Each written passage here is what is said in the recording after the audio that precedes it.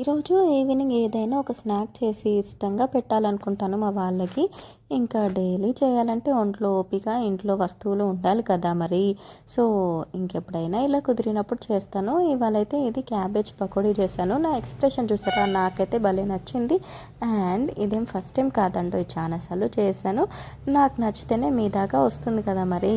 ఇక్కడైతే మంచిగా cabbage curry చేశాను మార్నింగ్. అందులో సగం క్యాబేజ్ అయితే ఇలా మంచిగా చిన్నగా కట్ చేసుకొని పక్కకైతే పెట్టుకున్నాను. మంచిగా వాష్ చేసి వాటర్ అన్నీ పోయిన తర్వాత ఇలా ఒక బౌల్లో వేసేసుకొని అందులో మనం సేమ్ ఏమంటారు ఆనియన్ పకోడీ చేస్తాం కదా, అదే ప్రాసెస్. శనగపిండి, కారపొడి, ఉప్పు, కొంచెం పసుపు అయితే వేస్తాను.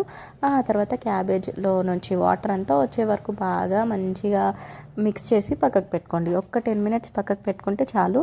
అది మొత్తం సాఫ్ట్గా అయిపోతుంది, వాటర్ పోయని అవసరం లేదు. అండ్ ధనియాల పొడి, ఆ తర్వాత వాము వేసేసాను. అండ్ ఇదైతే మంచిగా చేతితోని బాగా మిక్స్ చేసి పక్కకు పెట్టుకోండి. అండ్ మీ ఇంట్లో మీ పిల్లలకి మీరు చేసిందంటే ఇష్టమా, బయట నుంచి కొనుక్కొచ్చిందంటే ఇష్టమా అనేది కామెంట్స్లో చెప్పడం అసలు మర్చిపోకండి. మా పిల్లలకి నేను ఇంట్లో ఎన్ని చేసినా కానీ బయటికి వెళ్ళాలి, బయట తినాలి, ఇదే అన్నమాట. సో నేనైతే ఫుల్ స్ట్రిక్ట్. కానీ మా వారు అలా కాదు. పిల్లలు కదా పాపం, వాళ్ళకి ఏం తెలుసు అని అలా సాఫ్ట్గా ఉంటారు. అలా సాఫ్ట్గా ఉంటే మన హెల్త్ మన మాట వింటుందా చెప్పండి.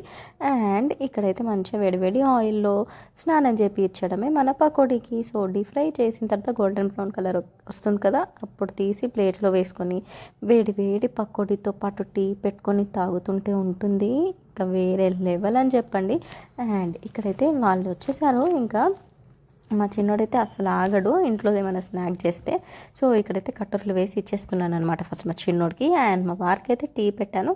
ఇలా మా టీ టైంని ఇలా ఎంజాయ్ చేస్తున్నాం. మంచి మూవీ పెట్టేసుకున్నాం వేడి వేడి పకోడీతో. ఒక కప్పు టీ అనమాట. టీ ఎలా అయిపోయిందో చూసారా? అండ్ కూడా మీ షార్ట్ నచ్చితే తప్పకుండా లైక్ చేసి సబ్స్క్రైబ్ చేసుకోండి.